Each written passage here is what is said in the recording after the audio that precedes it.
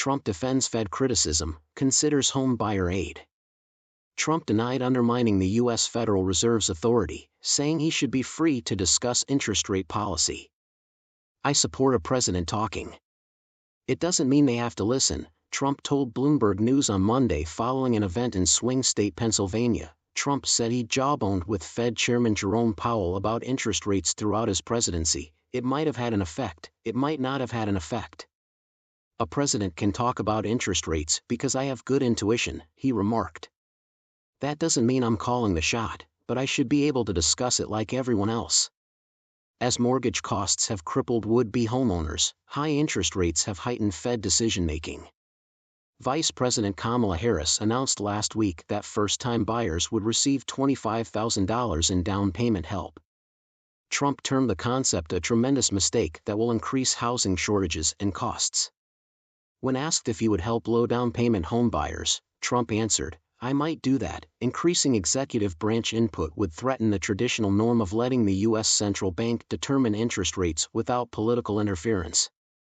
Presidents of both parties have avoided commenting on Fed decisions and interest rates since the Clinton administration to avoid the perception and market fears that they were trying to influence the central bank. Trump's appearance on Monday is part of a multi-pronged campaign strategy to counter-program Democrats' coronation of Harris as their presidential nominee, shore up support in swing states, and most importantly, lean in on the economy, which polls show voters care about and where he's led President Joe Biden and Harris for most of the 2024 cycle. Polls show Harris matching or surpassing him. Trump's campaign plan before Harris replaced Biden as Democrat nominee was to tap into people nostalgia for the pre-COVID-19 economy he managed. Trump stated at a press conference earlier this month that the Fed was a little bit too early and a little bit too late in raising interest rates and that he had a better sense than, in many cases, people that would be on the Federal Reserve or the chairman as a businessman. He said it's way too early to name a Fed chair on Monday. In 2026, Powell's tenure as chair ends. The outgoing president has declared he won't reappoint him. Trump has called Powell and the central bank's chairman no guts, no sense, no vision. Harris told reporters earlier this month that she could not disagree more strongly with Trump on Fed independence and that if president, she would never intervene in the decisions that the Fed makes. History suggests that countries with political control over monetary policy have more inflation.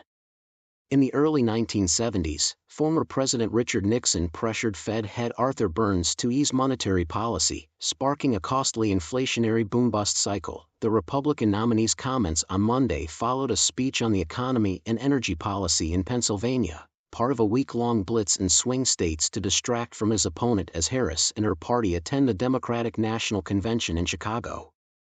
This week, Trump and his surrogates will travel Michigan, North Carolina, and Arizona and hold daily press conferences to contrast with Harris, who has not held a sit-down interview since becoming her party's nominee.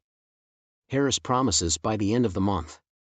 On Monday, Trump promoted his economic strategy at a York, Pennsylvania machining and fabrication business. In recent weeks, Republican friends have urged Trump to focus on economic and immigration problems, which Harris views as electoral liabilities. A Harris-led Trump 49% to 45% in a Sunday Washington Post ABC News Ipsos survey, but the former president led on the economy by 9 percentage points. Trump has promised to continue tax cuts and impose tariffs on allies and enemies if re-elected.